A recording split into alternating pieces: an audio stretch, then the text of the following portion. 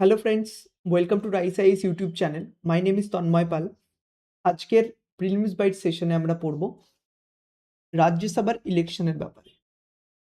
সকালে যখন তোমাদের হোয়াট টু রিড সেশন নেওয়া হয়েছিল তখন বলা হয়েছিল পেজ নাম্বার 13 থেকে এই পার্টিকুলার আর্টিকেলটা খুব ভালো করে পড়তে।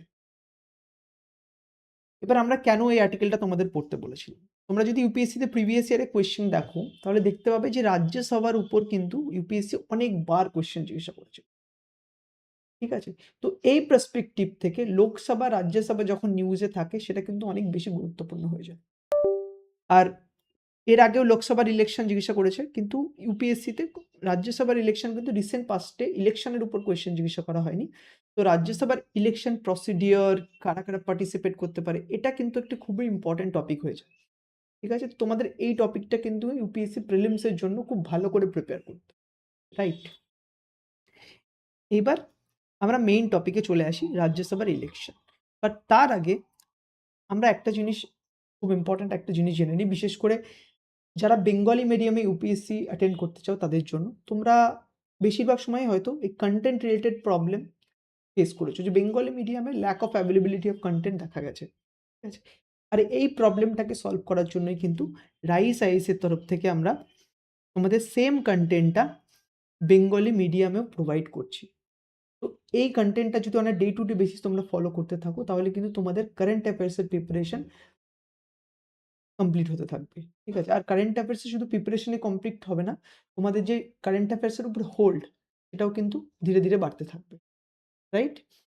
তো আমরা এবার আমাদের যে মেইন আর্টিকেল সেটাতে চলে আসি, রাজ্যসভা ইলেকশনের উপর।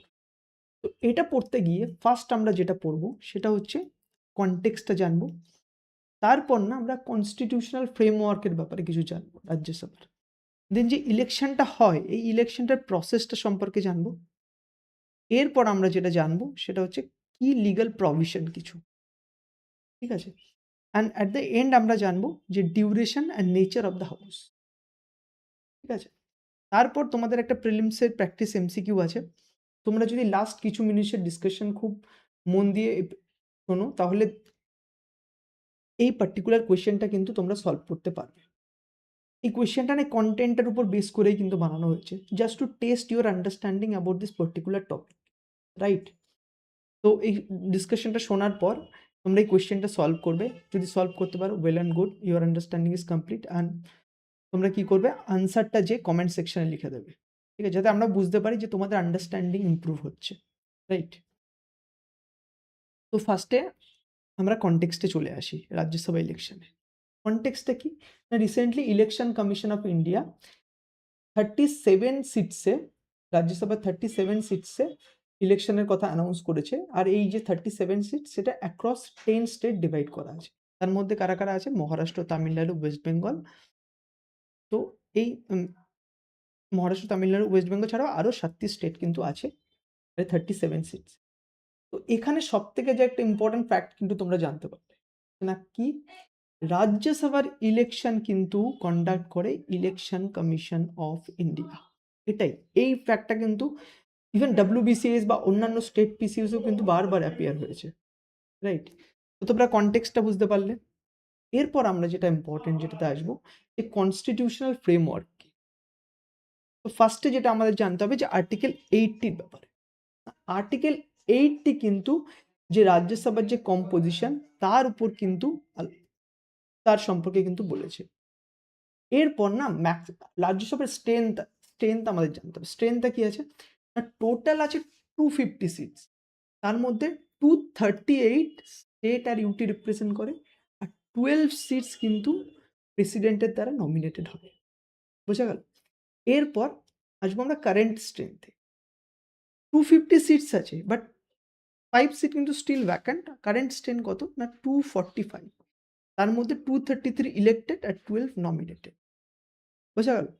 এরপর একটা ইম্পর্টেন্ট, মাল্টিপল টাইম এটার উপর কোয়েশ্চেন জিজ্ঞাসা করেছে এই পার্টিকুলার ফ্যাক্টসটার উপর, ফোর্থ শিডিউলের ব্যাপারে। ফোর্থ শিডিউলে কি বলা আছে, যে কোন স্টেট বা কোন ইউটি কতগুলো রাজ্যসভাতে সিট পাবে সেটার কিন্তু প্রপার অ্যালোকেশন দেওয়া আছে। বোঝা গেল? এরপর আমরা আসি ইলেকশন প্রসেসের উপর। ইলেকশন প্রসেসে আসলে ফার্স্ট যেটা আমাদের জানতে হবে যে কারা পার্টিসিপেট করে এই ইলেকশন। যে স্টেট লেজিসলেটিভ অ্যাসেম্বলির যে সমস্ত ইলেক্টেড মেম্বার আছে তারা কিন্তু এই ইলেকশনে পার্টিসিপেট করে। আর এর সাথে সাথে এটা মনে রাখবে যে স্টেট লেজিসলেটিভ অ্যাসেম্বলির নমিনেটেড মেম্বার কিন্তু এই ইলেকশনে পার্টিসিপেট করে না, রাইট? এরপর সিস্টেম অফ ইলেকশন। দেখো ইলেকশন না ইন্ডিয়াতে দুভাবে হয়। একটা হচ্ছে first past the post system, ঠিক আছে? আর এটা হচ্ছে proportional representation by means of single transferable. লোকসভার ক্ষেত্রে আমরা কিন্তু first past the post system ব্যবহার করি, কিন্তু অন দ্য আদার হ্যান্ড রাজ্যসভার ক্ষেত্রে আমরা proportional representation by single transferable vote এই সিস্টেমটা কিন্তু ইউজ করি। আর এর সাথে সাথে আর একটা ইম্পর্টেন্ট জিনিসও তোমরা মনে রাখবে যে এই proportional representation by means of single transferable vote এই সিস্টেমটা কিন্তু প্রেসিডেন্টের ইলেকশনেও কিন্তু এই সিস্টেমটা দ্বারাই প্রেসিডেন্ট ইলেক্ট হয়। আর তোমরা যারা এই টেকনিক্যাল কনসেপ্টটা জানো না যে what is proportional representation by means of single transferable vote, তোমরা কমেন্ট সেকশনে আমাদের জানাও। আমরা এই পার্টিকুলার কনসেপ্টটার উপর কিন্তু একটা ডিটেল সেশন নিয়ে নেব, যে তোমাদের একদম 100% ক্ল্যারিটি চলে আসছে যে what is this PR system, proportional representation system, right? এরপর যে ইম্পর্টেন্ট যেটা জানতে হবে আমাদের, যে রাজ্যসভা ইলেকশনে কিন্তু একটা কোটা সিস্টেম আছে। মানে কোটাটা কিভাবে ডিসাইড হয়, যে total valid vote divided by number of seats to be filled plus 1, সেটার সাথে আবার প্লাস 1 করতে। তো এই কোটা যারা মিট করতে পারবে, যারা ইলেকশনে দাঁড়াচ্ছে তাদের সেই সমস্ত ক্যান্ডিডেটদের মধ্যে যারা এই কোটাটা মিট করতে পারবে তারা কিন্তু ইলেক্টেড হবে। বুঝা গেল? এরপর যে ভোটিং মেথড সেটাও আমাদের জানতে হবে। যে ধরো একজন 5টি ক্যান্ডিডেট কিন্তু ধরো রাজ্যসভার ইলেকশনে দাঁড়িয়েছে। এইবার যে এমএলএ যে ভোট করতে যাচ্ছে তাকে কিন্তু এই যে ক্যান্ডিডেট আছে, ক্যান্ডিডেট 1, 2, 3, 4, 5 এদের কিন্তু এই প্রেফারেন্স দিতে হবে। ধরো ফর এক্সাম্পল ক্যান্ডিডেট 1 কে 2 কে ধরলো তোমার 1 প্রেফারেন্স, 1 কে দিল 2 নম্বর প্রেফারেন্স, এভাবে প্রেফারেন্স দিতে হবে। এবারে প্রেফারেন্স যখন দেওয়ার পরে যে কাউন্ট হবে, ঠিক আছে? এবারে কাউন্ট হওয়ার পর দেখবে যে কোটা যেটা বললো, এই কোটা কি পার হয়ে গেছে? কোটার থেকে যদি বেশি ভোট পেয়ে যায় বা কোটা যদি ফুলফিল করে, তাহলে সেই মেম্বারটি ইলেক্টেড হয়ে যাবে। আর তার যে রেস্ট যে ভোটগুলো আছে সেটা কিন্তু মানে সারপ্লাস ভোটগুলো আছে সেটা কিন্তু নেক্সট প্রেফার ক্যান্ডিডেটে চলে যাবে। আর এই পুরো কনসেপ্টটা না মানে তখনই তোমরা একদম 100% বুঝতে পারবে যখন তোমাদের proportional representation by means of single transferable vote এইটার উপর ফুল ক্ল্যারিটি থাকবে, রাইট? এরপর আমরা যেটা জানবো সেটা হচ্ছে কি লিগাল প্রভিশন। কি লিগাল প্রভিশনের মধ্যে কি জানবো, যে না এটা একটা ওপেন ব্যালট সিস্টেমে কিন্তু হয়।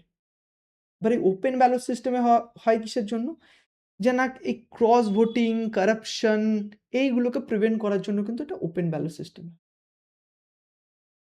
আরেকটা জিনিস এটা মনে রাখবে যে এই ক্রস ভোটিং, ধরো ক্রস ভোটিং হলো, সেটা কিন্তু ক্রস ভোটিং হলেই কিন্তু সেই মেম্বারটা অ্যান্টি ডিফেকশন লর আন্ডারে পড়ে যাবে না, মানে সেখান থেকে কিন্তু ডিসকোয়ালিফাই হয়ে যাবে না anti detain schedule anti defection law আন্ডারে। আর এটা কে বলছেন, এটা সুপ্রিম কোর্ট বলছে। আর সুপ্রিম কোর্টের কোন কেসে এটা বলছে, কুলদীপ নায়ার কেস। দেখো এখানে লেখা আছে কুলদীপ নায়ার কেস, ঠিক আছে?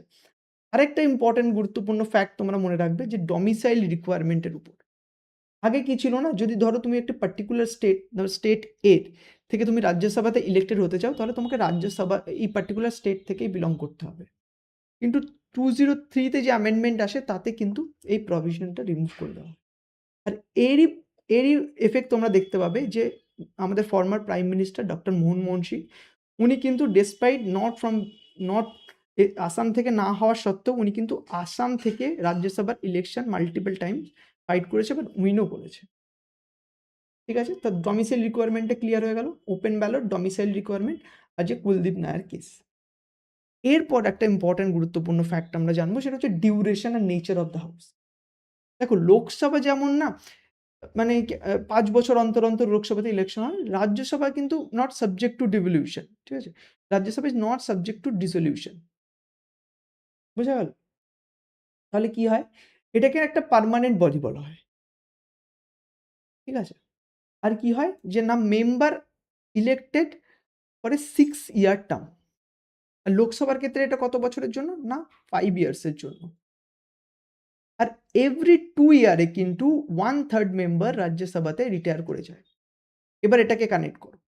যেহেতু 1/3 মেম্বার এভরি 2 ইয়ারে রিটায়ার করে যাচ্ছে, তো তার সেই কনটেক্সটে দাঁড়িয়ে এটা দেখো যে ইলেকশন কমিশন অফ ইন্ডিয়া কিন্তু রাজ্যসভার 37 সিটসের উপর ইলেকশন কিন্তু ঘোষণা করেছে, যেটা কিন্তু 10 স্টেটে ডিভাইড, ঠিক আছে? তো আই থিঙ্ক রাজ্যসভার কিভাবে ইলেকশন হয় প্রপার প্রসিডিউরটা তোমরা বুঝতে পারলে। আর এই যে লাস্ট কিছুক্ষণের ডিসকাশনটা তোমরা যদি বুঝে থাকো, তাহলে তার সেই আন্ডারস্ট্যান্ডিং এর উপর বেস করে আমি চাইবো তোমরা এই পার্টিকুলার কোয়েশ্চেনটা সলভ করো। তোমরা যদি এই একবার স্ক্রিনটাকে পজ করো, তারপরে সলভ করো। যদি সলভ করতে পারো, মনে করবে তোমাদের টপিক সম্পর্কে ক্ল্যারিটি চলে এসছে। আর যদি সলভ করতে না পারো, ভিডিওটা আরেকবার দেখো। বোঝা গেল? সিমিলারলি আমরা প্রত্যেকদিন আজকের নিউজ পেপার থেকে যে 4টে বা 5টা টপিক প্রিলিমসের পার্সপেক্টিভ থেকে ইম্পর্টেন্ট, তার উপর কিন্তু আমরা আমাদের ওয়েবসাইটে যেয়ে কিন্তু আমরা ওয়েবসাইটে কোয়েশ্চেন আপলোড করি। তোমরা riseias.com এ চলে যাবে। সেখানে কুইজ সেকশনে যেয়ে কিন্তু এই কোয়েশ্চেনগুলো তোমরা সলভ করতে পারো। তোমরা on a ডেইলি বেসিস এর উপর র‍্যাংকও পেয়ে যাবে। যে তোমরা কোথায় স্ট্যান্ড করছো তোমাদের কম্পিটিটরের তুলনায়, রাইট? তো এটাই ছিল আজকের ডিসকাশন। আরেকবার আমি তোমাদের যারা বেঙ্গলি মিডিয়ামে দিচ্ছ তাদের এটা মনে করিয়ে দিচ্ছি যে এই সেম কনটেন্টটা তোমরা বেঙ্গলি মিডিয়ামেও পড়তে পারো, বাংলা ভাষাতেও পড়তে পারো, ঠিক আছে? এতে তোমাদের আন্ডারস্ট্যান্ডিং আরও বাড়বে, রাইট? তো আজকের ডিসকাশন রাজ্যসভা ইলেকশনের উপর এটুকুই ছিল। তোমাদের যদি কনটেন্ট ভালো লেগে থাকে তো তোমরা রাইস আইএস এর চ্যানেলকে সাবস্ক্রাইব করতে পারো, ইউটিউব চ্যানেলকে। আর আশা করি তোমরা সবাই প্রিপারেশন খুব ভালোভাবে নিচ্ছ, প্রিলিমসের প্রিপারেশন। আর যদি কোনো ডাউট থেকে থাকে এই পার্টিকুলার টপিকের উপর, তাহলে নিচে কমেন্ট সেকশনে যেয়ে কিন্তু তোমরা আমাদের জানাতে পারো, right? Okay, and thank you so much for attending this discussion. Thank you.